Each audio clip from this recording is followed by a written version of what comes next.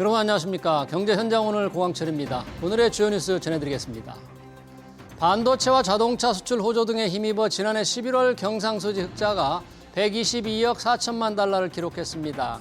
이에 따라 작년 1월부터 11월까지 누적 경상 흑자는 1,018억 2천만 달러로 전년 동기 대비 17.5% 늘었습니다. 경상 흑자로 달러 공급이 늘었지만 기업들이 해외에 예치하고 개인들의 해외 주식 투자 등이 늘어서 원달러 환율은 1,450원대의 높은 수준을 유지하고 있습니다.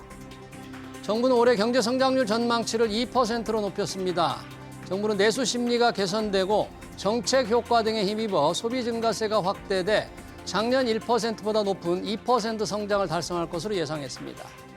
물가는 내수 개선에 따른 상승 압력에도 국제유가 하락으로 작년과 같은 2.1% 오를 것으로 전망했습니다. 개인 종합자산관리계좌 ISA로 국민성장펀드에 투자할 경우 세제 혜택이 대폭 확대됩니다. ISA는 수익 200만 원까지 비과세되고 이를 넘어서는 수익에 대해서는 9%로 분리과세하지만 국민성장 ISA는 세율을 더 낮추거나 비과세 한도를 높인다는 계획입니다. 정부는 오늘 발표한 경제성장 전략의 하나로 국내 주식 장기 투자를 촉진하기 위해 세제 혜택을 확대하기로 했습니다. 기초연금을 받을 수 있는 소득 기준액이 단독 가구는 월 247만 원, 부부 가구는 월 395만 2천 원으로 결정됐습니다. 65세 이상 노인 중 아래서부터 70%까지 주는 기초연금은 전반적인 소득과 자산 가치 상승으로 선정 기준액이 작년보다 8% 이상 올랐습니다. 중산층 노인들도 기초연금 수급 대상에 대거 포함됐는데 현재의 기준을 그대로 유지해야 할지 집중 진단해서 살펴보겠습니다. 경제 현장 오늘은 SBS BJ앱과 유튜브에서도 실시간 시청 가능합니다. SBS BJ앱을 다운받아 시청하면 더 많은 정보와 뉴스를 볼 수 있습니다.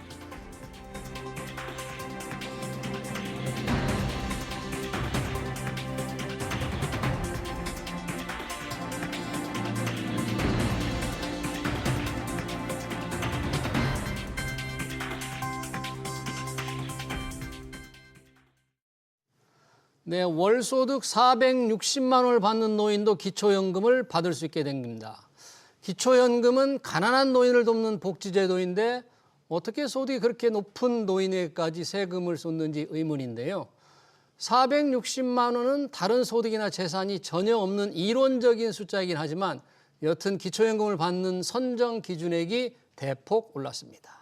혼자 사는 노인은 그 기준이 월 247만 원이죠. 기초연금 이대로 좋은지 두 분과 얘기 나눠보겠습니다. 김학주 동국대 사회복지학과 교수, 윤성명 한국보건사회연구원 명예연구원 나오셨습니다. 어서 오세요. 네, 안녕하세요. 반갑습니다. 자, 기초연금 노후 빈곤을 좀 덜어주기 위해서 하는 복지제도입니다. 꽤 오래됐는데요. 기초연금을 받을 수 있는 소득을 어떻게 정할 것인가 매년 달라지는데 그 기준이 올해는 월 247만 명 혼자 사는 경우 부부 가구는 월 395만 2천 원입니다.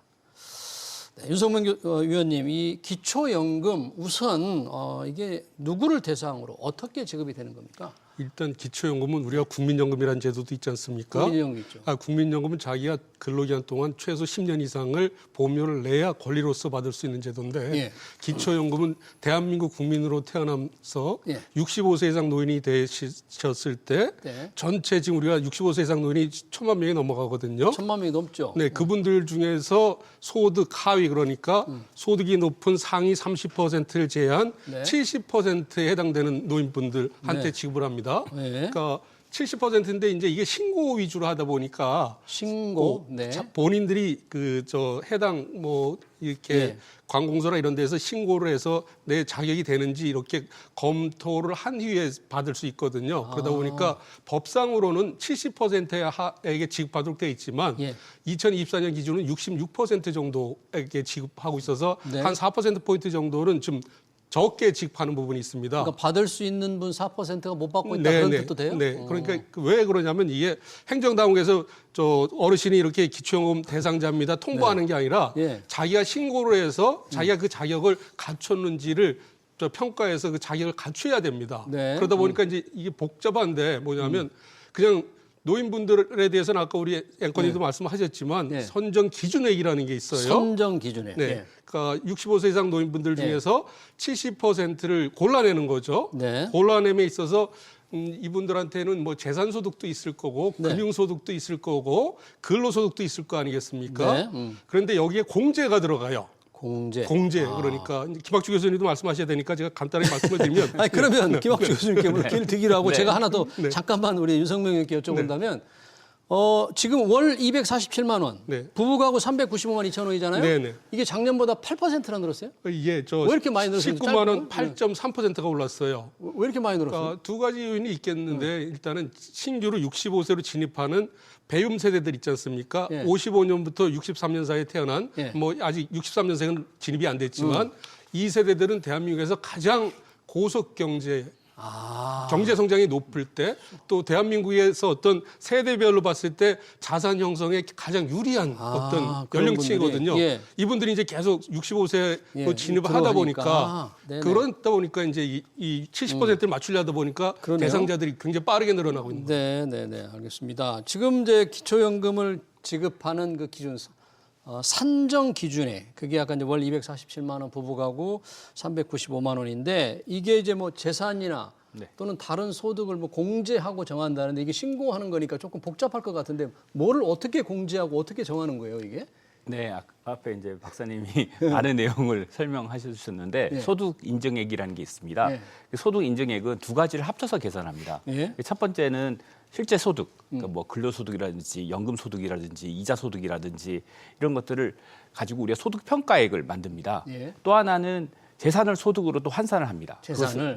그것을 재산의 소득 환산액이라고 합니다. 예. 그래서 이 두 가지를 합쳐서 예. 소득 인정액을 계산을 하는데 네. 이제 중요한 것은 정부가 모든 재산을 다 이걸 잡지는 않고 뭐 우리에게 뭐 집을 유지하기에 필요한 기본 재산액, 예. 뭐 지역별로 공제가 있고 네. 또 지금 얘기하는 금융재산 같은 경우에도 연 2천만 원까지 공제를 해줍니다. 빼줍니다. 금융재산이 2천만 네, 원 네, 빼고. 네, 계산해서 빼줍니다. 예. 그래서 이제 실제로 뭐는 그보다 이제 줄어드는 거죠.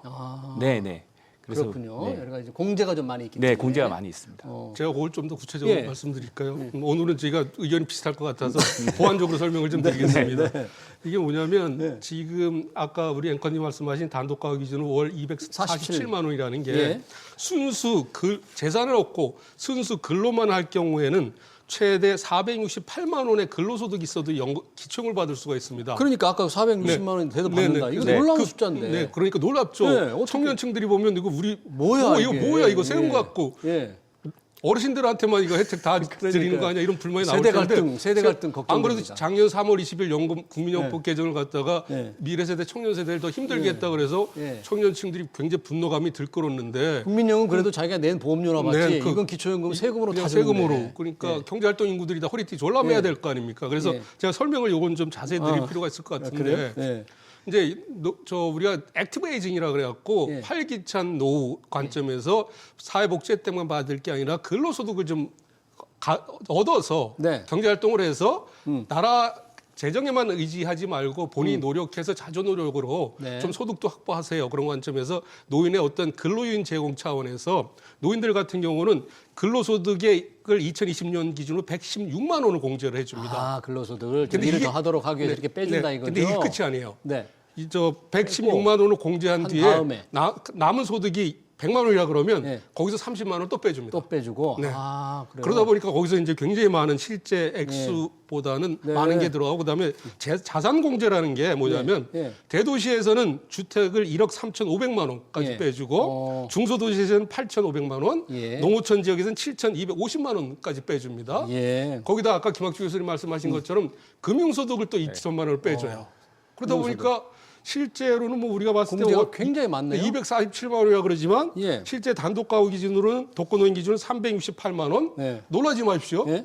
맞벌이 부부 노인 같은 경우는 예. 최대 796만 원까지 근로소득이 있어도 예. 기초연금을 받을 수 있습니다. 기초연금이라는 이거 게. 청년층들이 이거 보면 예. 도대체 이거 뭐야? 뭐 지금 직장 구하기도 어렵고 대한민국 왜 받아봐라. 이런 제도를 운영하지? 예. 그렇지 않겠습니까? 그러니까요. 그렇게 해서 받게 된 기초연금을 이제 아래에서부터 70%까지 받는데 그 기준선이 월 247만 원인데 단독 가구 이게 전체 가구 중위소득 수준까지 올라왔다. 중위소득의 96.3%까지 올라왔다. 그러니까 이건 어떤 의미가 있어요? 그러니까 기초연금 기준액, 그러니까 기준선이 지금 247만 원까지 올라왔다는 거고 예. 올해 2026년 단독 가구 기준 중위소득이 예. 256만 원이라는 겁니다. 예. 그러니까 즉 중산층이 상당히 가까워졌다는 거죠. 지금 그래서 선정 기준액이 이렇게 높아졌기 때문에 예.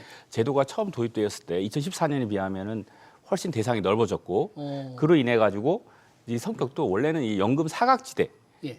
이제 보완이었는데 그러니까 국민연금을 받은 사람이 당시 도입할 때만 해도 많지 않았을 테니까 네, 사각지대. 맞습니다. 그렇죠? 그래서 받지 못하는 저소득층 위주로 지원을 하는 정책이었는데 네. 이제는 이제 준보편적 노소득 보장책이 돼버린 겁니다. 예. 그래서 이제 이게 이제 원래의 취지와 합당하지 않다. 네. 이제 이런 지적들이 계속 나오는 것이죠. 예. 보편적인 노후 보상 대책이 됐다. 야, 노후 보장 대책이 한 됐다. 문장으로 제가 더 추가 말씀을 드리면 예. 대한민국에 전체 가구가 있을 거 아닙니까? 전체가 청년 세대 가구도 네. 있을 거고 네. 뭐 40, 50대도 있을 거고 네. 65세 이상 세대도 있을 텐데 네. 그 모든 가구주들을 이렇게 쭉 나열을 했을 때 세웠을 때 중간에 있는 사람 수준. 이제 이게 의미하는 바는 뭐냐면 그 우리나라에서 중산층에 해당되는 예. 그 가구 특히 예. 노인들은 기초연금을 다 받을 수 있게 됐다는 뜻입니다.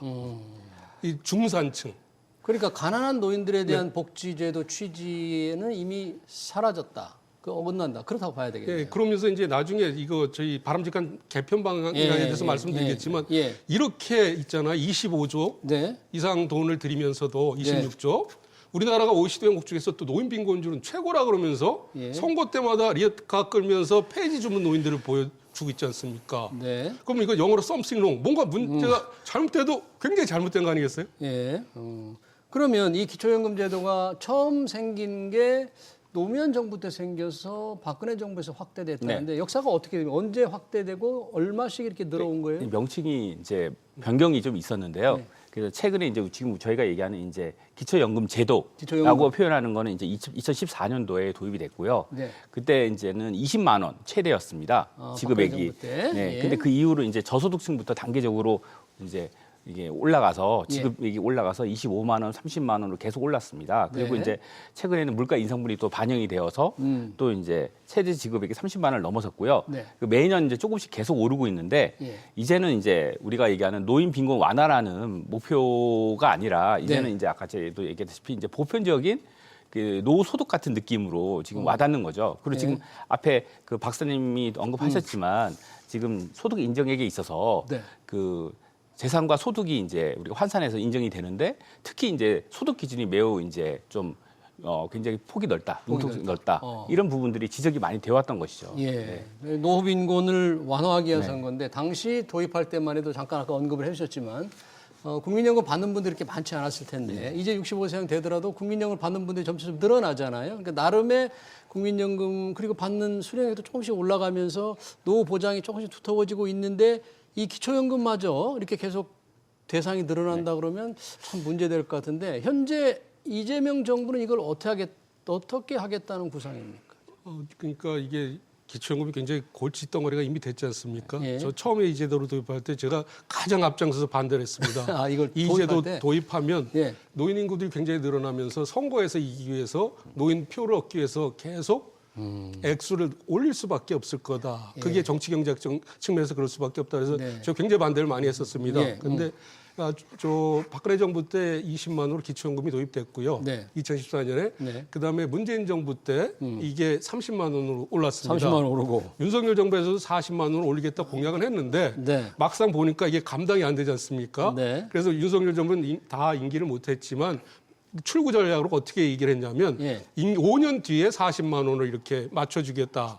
5년 그러니까 임기 뒤. 초에 40만 원 올리는 게 아니라 아. 5년이 지난 뒤에 물가 상승률 등등 고려했을 때 40만 원을 하겠다. 맞춰주겠다면서 굉장히 아주 천천히 올렸습니다. 그래서 예. 이게 지금 34만 4,810원이거든요. 예. 근데 이재명 정부 대선 공약은 뭐였냐면 예. 모든 노인들한테 월 40만 원 올려드리겠다. 기간은 확실하게 안 하고. 그러니까 기간 얘기 안 하고 40만 40만 원 하겠다. 드리겠다 그랬는데 이제 여기서도 출구 전략이 좀 나오는 것 같아요. 뭐냐면 어떻게? 지금 두 가지를 추진하고 있는데 예.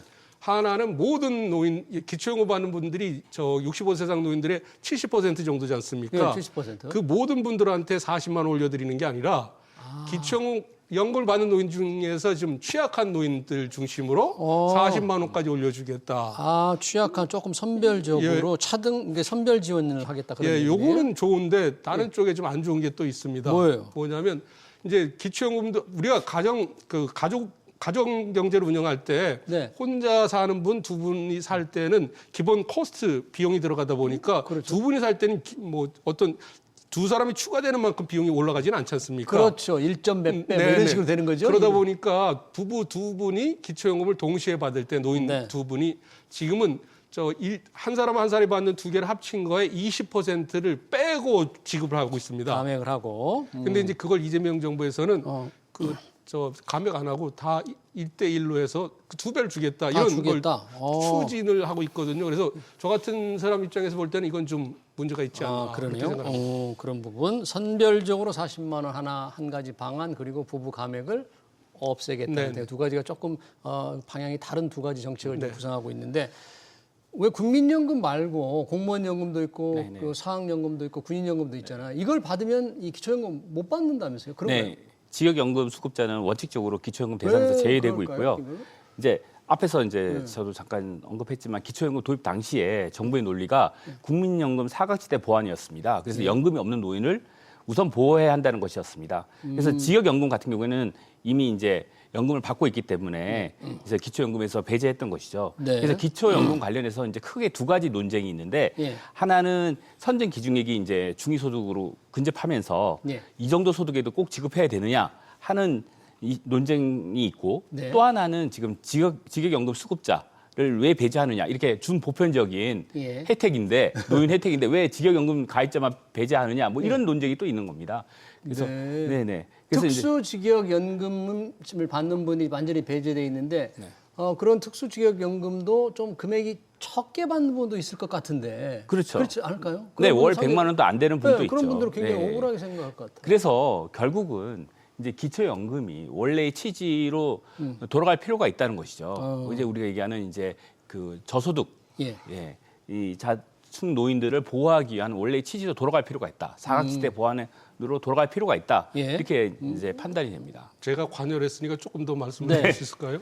노무현 정부 때 그때는 그 야당하고 이제 굉장히 치열한 게 있었는데 네. 노무현 정부는 국민연금을 개혁해서 지속 가능한 쪽으로 이렇게 개혁을 하려고 그랬는데 당시 야당은 네. 노인 빈곤이 높으니까 그것보다는 기초연금을 도입해서 노인 빈곤을 완화할 필요가 있다 이런 주장을 했어요. 예. 그래서 정치적 타협으로 도입된 게 지금 기초연금의 조상님은 기초노령연금이라는 기초노령연금. 연금인데 기초노령연금. 그 기초노령연금 제가 이제 당시에 복지부랑 같이 법제처가 네. 법적인 조회까지 했는데 의뢰 받은 게 네. 뭐냐면 그 나라의 그 정부가 곳간에 비면 네. 대상자를 70%에서 이렇게 줄일 수 있는 그런 제도였습니다. 뭐 그런 게 명문화되거나 법제화되는 게 아니었을 거 아닙니까? 근데 그 취지 법 제한은 안 돼 있지만 그런 법 정신이 녹아 있었습니다. 그런 취지가 담겨 있었는데 네, 그런데 그런 식으로 해서 정책 타협으로 도입이 됐는데 네. 박근혜 정부에서 그냥 본법에다 못을 박아놓은 거예요. 그러니까 박근혜 정부에서 무조건 선거 때 대선에 좀 다급했겠죠. 네. 네. 무조건 65세 이상 노인 70%한테는 지급한다. 그러면서 이제 두 가지가 바뀐 거죠. 뭐냐면 예전에는 공무원연금 받는 분들하고 일반 국민연금 가입자들 비교하면 65세 이상 노인 중에서 국민연금을 못 받는 분들도 많았고 엄청 많았죠, 그 당시에. 받아도 액수가 굉장히 적었지 맞습니다, 않습니까? 맞습니다. 근데 지금 상황이 달라진 게 뭐냐면 공무원연금도 어느 정도 충분하지는 않지만 제도 개편을 했지 않습니까? 네. 급여 수준이 좀 내려오고 있고 반면에 국민연금은 오래 가입한 매분 세대들은 국민연금 액수가 꽤 되거든요. 네. 거기다 이분들 재산이 어마어마하게 많은 분들이 꽤 많아요. 예. 그러다 보니까 이제 공무원사에서는 이거 뭐냐? 아까 제가 말씀드렸잖아요. 대한민국의 중산층 정도는 다 기초금 받는데 왜 우리만 빼놨냐 우리만 그러는데 불만이 많을 것 같아요. 이게 2018년 4차 재정 계산 때도 굉장히 치열한 논쟁이 있었는데 저는 네. 반대를 했습니다. 네. 그 이유가 뭐냐면 예. 많은 분들은 공무원은 사람 아니냐, 대한민국 국민 아니냐, 네. 받게 해달라 그래서 아니 이걸 다 받게 하면 나중에 미래 세대는 이 재정 부담을 어떻게 하느냐. 네. 그러니까 처음으로 돌아가서 예. 점진적으로 이 제도를 선택과 집중하는 쪽으로 가야지. 네. 너나 할 거 없이 기초형 달라 그러면 그 재정은 누가 부담할 거냐. 알겠습니다. 뭐 이런 관점에서 지금 재정 문제를 얘기했으니까 김학주 교수님께 한번 물어봐야 되겠는데 이런 기초연금에 따른 재정 부담이 해마다 어떻게 늘었는지 이대로의 기준이 유지된다면 앞으로 재정 부담은 얼마나 늘어날까요? 그래서 이제 기초연금 예산이 2014년도에 6조 9천억 정도였는데 예. 올해 2026년에는 23조 원대로 23조. 네네. 그래서 이제 12년 만에 3배 이상 증가가 된 겁니다. 예. 그리고 이제 2036년 10년 뒤에는 노인 인구가 지금의 50%가 증가합니다. 훨씬 늘어나죠. 네. 그래서 결국은 이 기초연금, 이게 이제 국민연금과 이제 문제와 사실 맞물리는 얘기인데 예. 이 수급자가 급격히 늘어남에 따라서 정치적으로 매우 부담스러운 이러한 정책이 되는 겁니다. 예. 그리고 또 이제 이게 이제 기초연금 개혁과 국민연금 개혁이 결국 맞물려 있고 예. 이게 이제 결국 개혁될 때는 이제 둘 다 개혁될 필요가 있는 것이죠. 예. 네. 근데 지난 국민연 제가 네. 조금 좀 더 예. 이 중요한 포인트라서 그러는데 이제 작년에 한국보건사연구원에서 이 사회보험 또 기초연금에 대해서 장기 재정 추계를 했습니다. 예. 근데 2050년 기준으로 네. 왜냐하면 우리가 이게 기초연금의 액수가 급증할 수밖에 없는 게 하나는 네. 선거 때마다 더 올려주겠다는 게 하나가 있고 매년 대선 때마다 약속을 한다 그런 네, 얘기네요. 그다음에 2050년 되면 노인 인구가 1,500만 명 늘어나고. 넘어갈 거니까 네. 대상자가 늘어날 거 아니겠습니까? 네.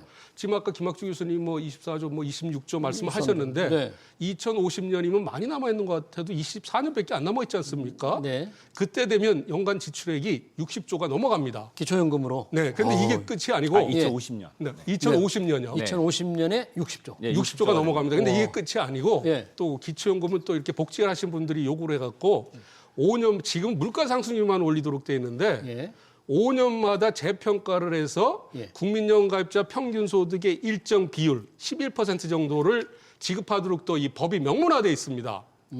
그래서 실질 가치를 반영할 경우에는 예. 2050년에 예. 120조 가량 예상이 되고 있습니다. 기초연금 재정 부담이 네. 어마어마한. 연간 네. 그러니까 이 제도를 그냥 놔둔다 그러면 예. 뭐 재정 조달하는 부분도 문제가 많겠지만 또 예. 하나가 중요한 게 뭐냐면 이게 예. 중앙정부만 부담하는 게 아니라 매칭으로 지방정부도 부담을 하고 아, 있어요. 지방 정부도 해요. 그러니까 노인 네. 인구가 많은 쪽에 재정 자주도가 지방 낮은 재정 부담이 쪽은 굉장히 크겠네요. 이쪽으로 돈 나가고 예. 나머지 복지예산 쓸 게 없습니다. 그러네요. 뭐 그런 상황이라면 아까 김학주 교수님 이제 국민연금과 뭐 연계해서 개혁 얘기를 하셨는데 저희가 국민연금 모수 개혁이 작년에 어느 정도 이루어졌잖아요. 네, 네. 그럼 그 당시에 기초연금 이 개혁의 어떤 함께 개혁의 필요성 얘기가 나왔는데 네. 정부나 정치권이 지금 말 들어보면 표를 의식해서 네. 전혀 이게 움직이지 않을 것 같네요. 그럼 우선 이제 65세 이상 노인 인구가 10년 뒤에는 30%가 넘습니다. 예. 우리나라 전체 인구에서 차지하는 비율이 너무나 크고 예. 그래서 이제 기초연금이 이제 약간 70%까지 주기 때문에 예. 기초연금과 국민연금 수급자 수가 워낙 많기 때문에 사실 정치적으로는 부담스럽긴 합니다. 그럼에도 불구하고 지금 이제 결국은 이제 이걸 국가의 예산으로 감당을 할 수 있느냐. 기초연금이 아까 지금 박사님이 언급했다시피 뭐 10년 뒤에는 30조가 넘고 또 25년 뒤에는 2050년에는 네, 50조가 뭐 넘고 50, 예. 네, 이런 식의 이제 결국은 어쨌든 간 어떤 식으로든 간에 이제 개혁이 필요한 건 예, 이제 공감대가 형성되어 가고 있다고 봅니다. 개혁이 네. 필요하다. 그런데 이제 올 6월 달에 지방선거가 있지 않습니까? 예, 있습니다. 근데 선거를 앞두고 여당이든 야당이든 이걸 좀 줄이겠습니다. 대상자를 줄이겠습니다. 그렇죠. 네. 금액을 안 올리겠습니다. 예. 이런 말하기는 좀 부담스러운 거죠. 그러다 네, 보니까 우리 김학주 교수님하고 저희가 지금 21대 국회 연금특위자문위원회를 연금특위. 거쳐서 예. 지금 22대 국회 특위에서도 자문위원회 제가 참여를 하고 있거든요. 네. 그러니까 여기에 아직까지 공식적으로 논의를 안 했지만 예. 은근히 정치권에서는 전문가의 이름으로 네. 이게 문제가 많으니 이 제도를 좀 고쳐야 되지 않겠냐. 또 고치는 어떤 해법을 좀 제시해 줬으면 하는 눈치가 좀 있는 것 같습니다. 아, 그래요? 그러면 두 분에게 그러면 국회가 어떻게 나올지 모르지만 어떻게 했으면 좋겠다. 그러면 기초연금 이대로 재정 부담 늘어나는 것을 감당하기가 쉽지 않을 텐데 아무리 정치적인 그런 표 계산을 하더라도 어려울 텐데 어떻게 해야만 좋을까요? 그러니까 지금 수급액 자체는 사실 크진 않습니다. 그래서 이제 뭐 이렇게 작은데 이것까지 뭐 없애려고 하느냐 예. 이런 또 논쟁이 있을 수 있습니다. 그래서 지금 원래의 취지로 돌아가서 예. 기초연금의 원래 취지인 이제 저소득층 네. 노인들을 보호하는 그 명분을 살려서 그 저소득층 노인들에게 집중된 좀 지원을 해주고 그리고 그렇지 않은 대상을 좀 더 취약한 분으로 좁히자 이거죠. 네네 포커스를 맞춰서 그쪽에 뭐 혜택을 좀 더 추가로 주고 더 많이 주고. 네네 대신에 이제 우리가 이제 전체 우리가 말하는 노후 보장 소득 보장 입장에서 예. 국민연금 뭐 퇴직연금 개인연금 같은 제도들을 전체적으로 같이 다 보고 예. 이 재설계를 할 필요가 있다 이렇게 생각합니다. 그러니까 예를 들면 뭐 중위소득의 지금은 거의 6.3% 네, 거의 뭐, 예, 얘는 중위소득. 중위소득의 한 그 비율을 좀 낮춰서 요 정도까지만 네. 주자 뭐 이런 식의 네, 필요하다 네. 그런 얘기인가요? 네, 그보다는 지금 현재는 거의 뭐 중보편적인 네. 노소득 부담 제도를 지금 인식하고 있기 때문에 예. 지금 직역연금 가입자들이 왜 우리도 달라 지금 이렇게 얘기가 나오는 거거든요. 그래서 이것들을 이제 차제에 이제 같이 전부 예. 국민연금, 퇴직연금, 기초연금까지 포함을 해가지고 예. 전체적인 노소득 보장 입장에서 관점에서 같이 논의돼야 될 필요가 있다 이렇게 생각합니다. 제가 좀 보충 그런데 발언. 네, 우리 시청자도 짧게 올려놨는데 댓글을 처음부터 잘하지 줬다 뺏는다는 게 참 쉽지 않다 말이 안 된다 이렇게 한 것 같아요. 사실 뭐 선물 줬다 뺏는 거 정말 어렵거든요. 예, 그래서 해법은 있습니다. 이제 뭐 이 있어요? 상황이 이렇게 된 걸 말씀드리면 2001년에 파리 OECD EDRC 회의라는 데에서 제가 지금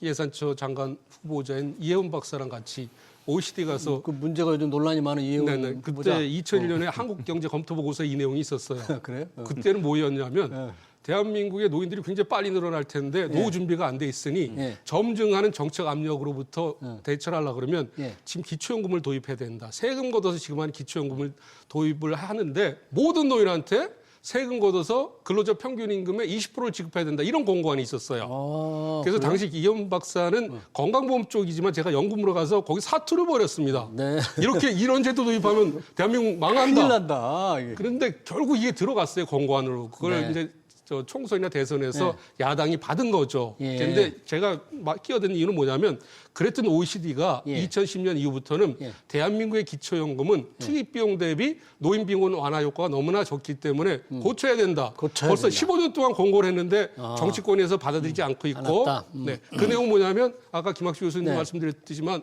그 저 절대 빈곤의 아주 취약 노인이나 예. 중산층이나 똑같은 액수를 받으니 예. 대상자를 줄이면서 대상자를 취약 줄이고 노인한테 많이 드려라. 더 많이 주자. 그게 OECD 그게 공고안입니다. 노후 빈곤을 완화하는 네. 훨씬 합리적인 방법 같긴 그래야 지금 우리 들리는데 리아카 끌고 폐지 줍는 분들 좀 안 보여드릴 수 있을 거 아니에요. 정치권이 과감하고 용기 있게 그런 안을 밀고 나갈 수 있느냐에 이런 정치인이 과연 있느냐 이런 문제가 되겠네요.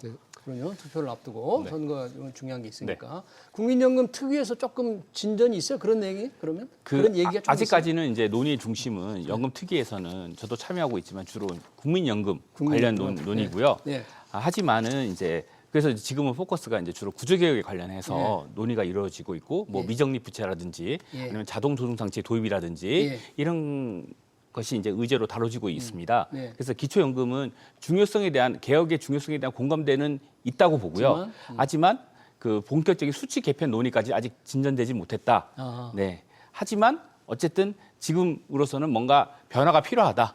예, 지금 이렇게 생각합니다. 알겠습니다. 역시 시청자들 중에서 기초연금을 받는 분들은 이렇게 줄여야 된다는 대상을 줄여야 된다는 주장에 대해서 조금 반대를 하겠지만 두 분이 앞으로 국외연금 특위에 가서 좀 의견을 잘 개진하시기 바랍니다. 기초연금 절대 선정 기준액 관련 토론 여기서 마쳐보겠습니다. 지금까지 김학주 동국대 사회복지학과 교수, 윤성명 한국보건사회연구원 명예연구위원이었습니다. 고맙습니다. 감사합니다.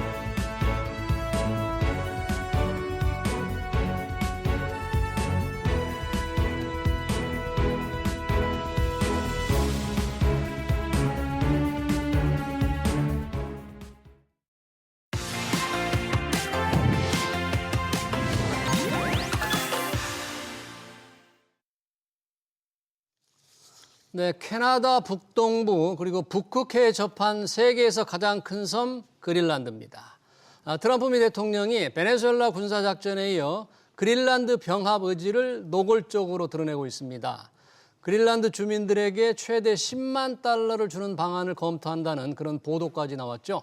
다음 주 회담이 이루어질 예정인데 그린란드 운명이 어떻게 될지 김태황 명지대 국제통상학과 교수 모시고 들어보겠습니다. 교수님 어서 오십시오. 네, 안녕하세요. 반갑습니다. 네, 그린란드 뭐 우리가 여행 갈 수도 없는 저 북극해 접한 섬인데 네. 정말 뜨거운 관심을 갖고 있습니다.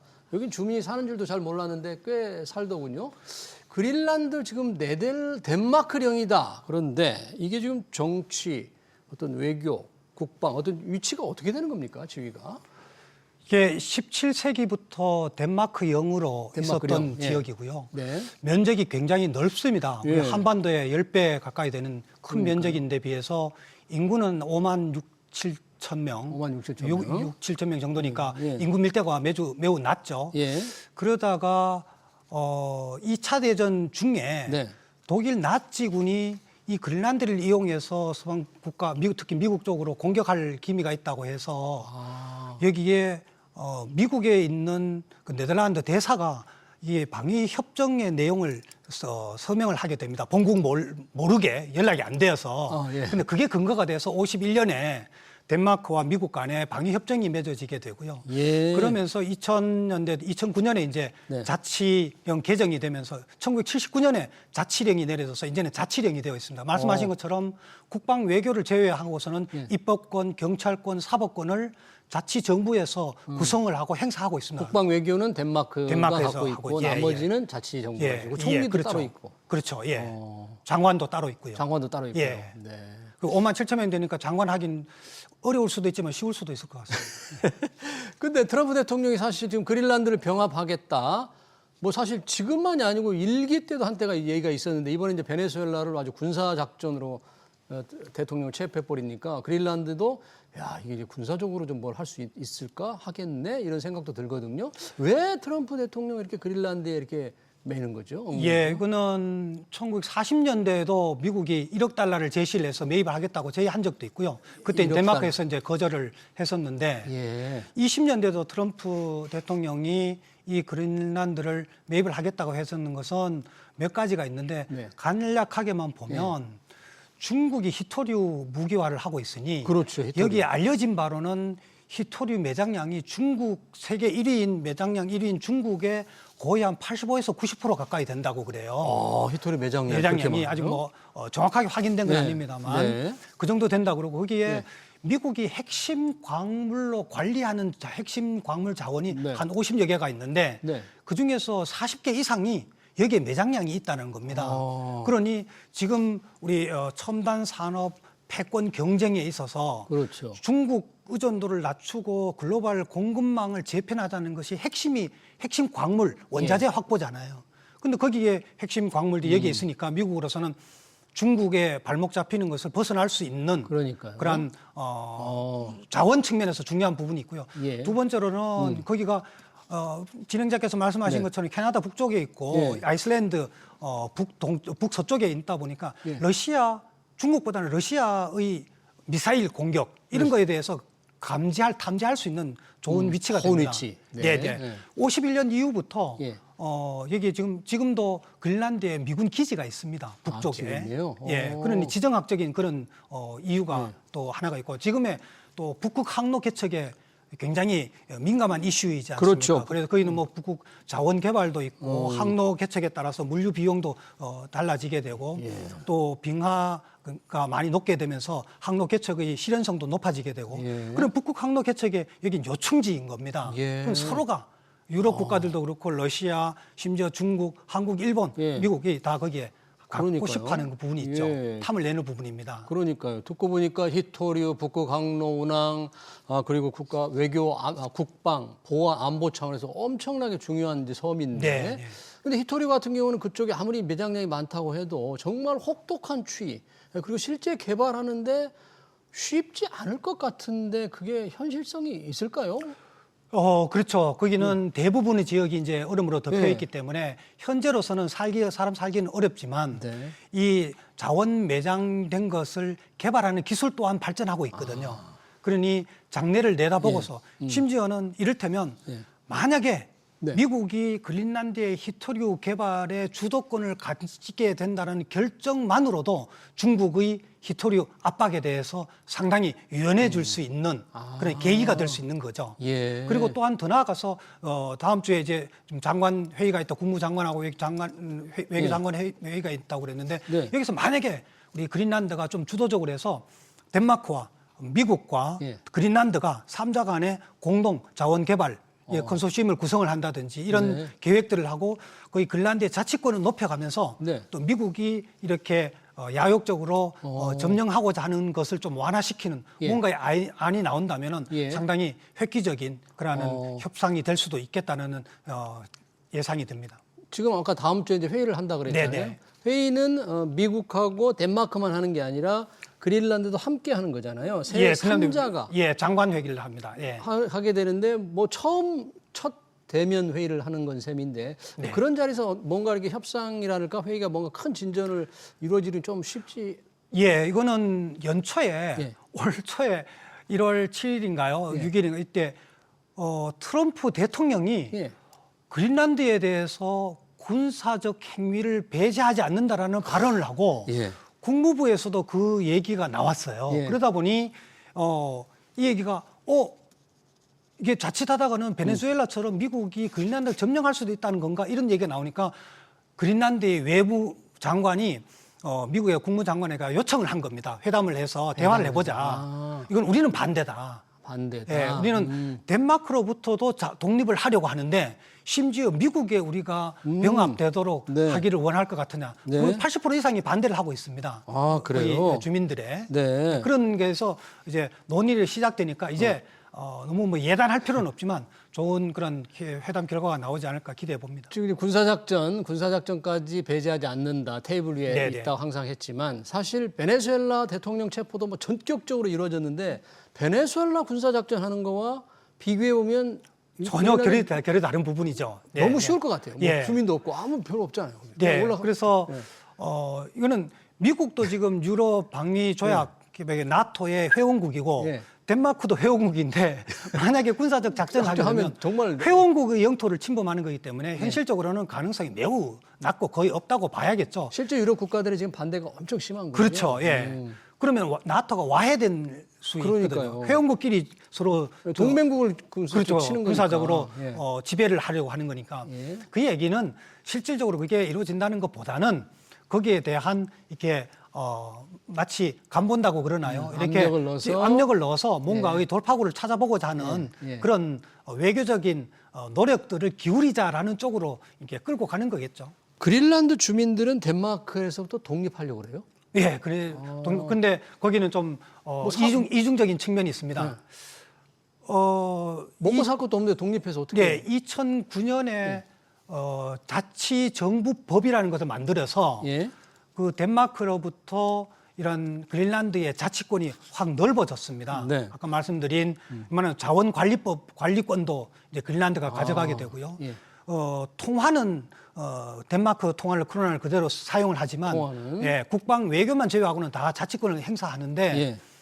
그러면서 덴마크는 여기 그린란드에 막대한 재정을 지원을 하고 있었거든요. 네. 5만 7천 명에 대해서. 그런데 그거를 이제는 줄인 겁니다. 지원을 많이 줄였습니다. 예, 예. 아예 안 하는 건 아니고요. 예. 그러니까 그린란드에서는 독립은 하되 갑작스런 독립은 전적인 독립은 아니다. 네. 지원은 좀 해주라. 지원을 국방이나 외교는 니네들 좀 맡아주라. 하고, 예. 그리고 점진적으로 예. 우리한테 우리가 자원 관리한다든지 예. 우리 자치령을 하는데 간섭은 하지 마라. 네. 이런 부분이 있는 예. 거죠. 그래서 한 70% 가까이는 예.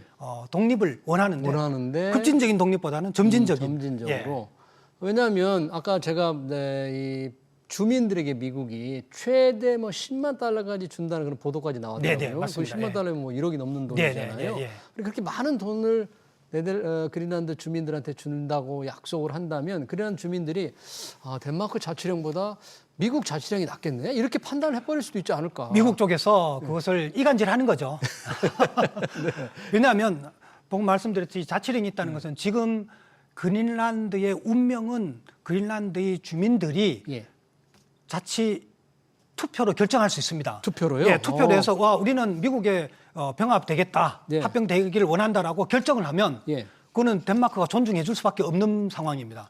그러니 미국에서 꼬드겨서 예. 돈을 많이 줄 테니까 많이 줄게. 우리한테 붙어라 예. 라고 하는데 그린란드 거의 주민들도 바보가 아닌다 하면은 네. 거기에 대해서 생각을 하겠죠. 글쎄요. 그게 저 돈이 그냥 공짜 돈이겠느냐. 공짜 점심이 없는데 네. 뭘 뺏어 가려고 그러진 않을까 이런 네. 고민을 하겠죠. 그러니 오히려 덴마크에 대한 그 합병보다 더 독립하고자 하는 그 못지않게 네. 오히려 더 큰 비중으로 미국으로부터 병합되는 것은 지금 반대를 하고 있죠. 네, 미국은 이제 알래스카도 소련에서 샀고요. 네. 또 남부 루이지애나도 프랑스에서 샀잖아요. 예. 그러니까 이번 그린란드도 덴마크에서 거대한 자금을 주고 엄청난 네. 자금을 주고 살려고 시도한다면 덴마크도 조금 생각해봐야 되지 않을까 이런 예, 생각도 이거는 들어요. 뭐 정치 군사적인 측면도 볼 수 있겠습니다만 저같이 경제 통상학자로서의 관점에서 보면 그린란드의 주민들은 그 땅에 묻혀 있는 자원 매장 자원. 또 지정학적인 가치. 그 북극 항로에 대한 예. 가치 이런 것들을 인식을 하고 있는 거죠. 예. 앞으로 점점 더 그런 패권 경쟁이 심화되고 국가들 간의 경제 전쟁이 심화된다면은 예. 오히려 작은 수의 주민이지만 네. 그린란드의 가치를 산업적 가치, 자원의 가치, 에너지 가치를 높일 수 있는 부분이기 때문에 예. 이 그린란드의 주민들로서는 그렇게 섣불리 단기적인 이익에 그렇게 집중 쏠리지는 않을 걸로 보여집니다. 국가들도 그것 때문에 더 노리는 것도 있고요. 네. 그런데 트럼프 대통령으로서는 이 그린란드 병합 의지를 이렇게 분명히 한 이상 물러서기는 좀 어려울 것 같습니다. 트럼프 대통령 어떻게 하든지 뭐 히토류를 개발하는데 훨씬 원활하게 하는 뭐 협정을 맺든지 최소한 그 네. 이상의 뭔가를 얻기 위해서 가만히 있지 않을 것 같은데요. 지금. 트럼프 대통령의 우리가 알다시피 그 전형적인 그런 스타일이 뭐냐면 상대가 받아들이기 어려운 것을 꼭 이렇게 압력을 가하고 던져놓고. 그리고선 본인 자신이 원하는 어느 정도의 수준은 적어도 이렇게 얻어가는 그런 방식을 취하고 있는데 비해서 지금도 마찬가지로 군사적 그런 방안, 뭐 옵션. 이렇게 지배, 압력 이런 거는 현실적으로 거의 불가능해 보임에도 불구하고 그 얘기를 꺼낸 것은 여기에 대해서 굉장히 기대하는 혹은 노리는 바가 크다라는 거죠. 아까 말씀드린 그런 몇 가지 이유들에 대해서. 그래서 다음 주에 이제 회담이 되면은 네. 이 다음 주를 시작으로 해서 앞으로 점진적으로 점차적인 그런 협상을 해나갈 걸로 보여지고요. 예. 그것은 가만히 있는 것보다는 트럼프 행정부로서는 이렇게 턱 압력을 가함으로써 얻어가는 게 있다라고 판단을 하겠죠. 그럼 유럽의 이제 동맹국, 나토의 동맹국인데 유럽 국가들은 군사적 물론 선택에 정말 강력하게 반대하겠지만 이런 거에 대한 입장을 좀 유럽 국가들이 뭔가 좀 낸 게 있습니까? 이거 어떻게 자기들은? 유럽 국가들은 나토를 중심으로서 그거는 강력하게 지금 반대 입장을 표명을 했고요. 했고요. 예, 독일 대통령도 어젠가요 그런 입장을 발표를 했습니다. 이거는 트럼프 행정부라고 적신하지는 않았지만 다른 나라에 대해서 이렇게 도덕질한다, 침범한다 이런 거는 굉장히 바람직하지 않고 국제 질서를 훼손하는 거다라는 발언을 할 정도로 마크롱 대통령 더욱더 그렇고요. 그래서 유럽에서는 지금 강한 그런 반대 의견이 지금 표출되고 있죠. 그린란드 병합 관련해서 백악관에서 그린란드 주변에 뭐 중국 군함, 러시아 군함들이 많이 둘러 있다. 뭐 이런 식으로 이제 막 얘기를 하면서 뭔가 하여튼 중국이나 러시아에 견제를 한다고 하는데 이런 식으로 미국의 움직임이 조금 더 적극적으로 바뀐다면 중국도 이 지역의 굉장히 안보 가치라든지 여러 개 북극 항로에 대해서 관심이 많을 텐데 중국이 좀 어떻게 나올까요? 중국에 대해 중국이 직접적으로 개입할 명분은 없습니다. 이쪽에서는 그렇지만 중국으로서도 파악은 하겠죠. 미국이 저렇게 하는 것이 중국과의 패권 경쟁에서 하나의 패를 선택의 여지를 가지게 되는 거다. 중국으로서는 불편하겠죠. 그렇지만 그것으로 인해서 중국이 여기에 그린란드에 어떤 지분이 있거나 어떤 인접한 국가거나 뭔가 행사할 수 있는 것은 없습니다. 다만 북극 항로에 대해서 미국 주도적인 부분 또 그린란드에 대해서 미국 주도적으로 해나가는 것에 대해서 간접적으로 다른 국가들과의 연합을 해서 그런 반대 의견을 내겠죠. 심지어는 지금 베네수엘라의 침공에 대해서도 아프리카의 국가들은 군사 쿠데타를 통해서 집권한 몇 개의 국가들에 대해서는 그런 반대 의견을 트럼프의 이런 행동에 대해서 정책에 대해서 반대 의견을 공식적으로 표명을 했거든요. 부르기나 파소라든지 이런 국가들에서요. 아, 그래요? 사실 지금 베네수엘라 대통령 체포하는 군사작전은 감히 누가 상상도 못한 일이 벌어졌는데 그에 이어서 그린란드 병합도 군사작전까지 배제하는데 않는다는 트럼프 대통령 입장이 나오니까 국제사회에서는 지금 미국을 바라보는 시각, 국제관계의 어떤 우려 이런 건 지금 갈수록 좀 높아지는 거죠. 상황이 어떻게 보고 계세요? 자국 우선주의랄까 국익 중심의 정책에 대해서 비난할 수는 없습니다. 그 자체로서는. 그렇지만 트럼프 행정부의 이러한 방식이 다른 국가의 경제적 또 국익, 이익에 위배되고 혹은 국제 질서를 훼손하는 부분이라면 네. 다른 국가들이 연합을 해서 네. 공동적으로 이러한 미국 에워싸기를 해야 된다고 보여집니다. 미국의 국익을 중요하는 것을 존중한다. 그렇지만 한국도 한국 국익을 국익을 추구해 나가고 EU도 국익을 추구해 나가고 덴마크도 하지 않느냐. 예. 그러면 공동의 이익을 서로 윈윈할 수 있는 것으로 네. 우리가 국제 기구들과 또는 국제 사회에서 그런 분위기와 그런 역할들을 해야겠죠. 네. 네. 일단 이제 다음 주죠. 첫 네. 만남이 이루어지는데 그 만남에서 뭔가 담판이 어떤 식으로 앞으로 좀 진행될 것으로 예상을 합니까? 이 그린란드 문제에 대해서는? 바로 뭔가 결정되지는 않겠지만 첫 번째로는 예. 미국의 의도적이든 그렇지 않든 계획적이든 그렇지 않든 그린란드에 대한 군사적인 행동하는 것은 그것은 절대 안 된다라는 것을 제가 확인할 거고요. 예. 두 번째로는 그린란드의 자치령이라는 것은 덴마크로부터 확보된 거기 때문에 그린란드 주민들이 주권을 존중해 주자라는 것이 이슈가 될 것 같고요. 그러면서 덴마크 영내에 있기 때문에 덴마크와 연합을 해서 이런 그린란드에 대한 주민들이 인권 보호 그리고 자원 개발 그리고 지정학적인 요소들이 서로 협력해 나가는 그런 쪽으로 방향을 잡지 않을까 그렇게 기대해 봅니다. 네, 알겠습니다. 북극해에 접해 있는 세계에서 가장 큰 섬 그린란드 운명이 어쩌면 미국 손에 이제 달려 있겠습니다. 그린란드 운명에 관한 얘기 잘 들었습니다. 지금까지 김태황 명지대 국제통상학과 교수였습니다. 교수님 고맙습니다. 네, 감사합니다.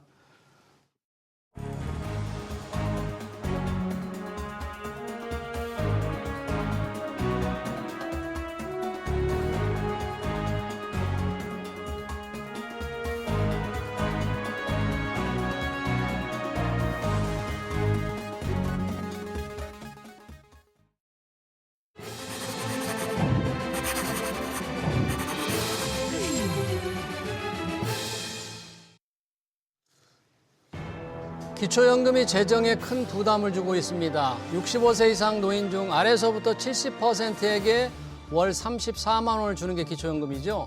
10여 년 전 본격 도입될 때만 해도 소득 기준이 낮았는데 어느새 전체 가구의 중위소득 수준까지 올라갔습니다. 상대적으로 형편이 아주 좋은 노인에게도 지원하는 셈이죠. 전액 세금이어서 연간 재정 부담이 20조 원을 넘습니다. 노인 빈곤을 막겠다는 근본 취지를 살려야 합니다. 대상을 줄이고 더 두텁게 하는 길밖에 없습니다. 빨리 바꿔야 합니다. SBS 비즈 경제 현장 오늘 여기서 마치겠습니다. 시청해주신 여러분 고맙습니다.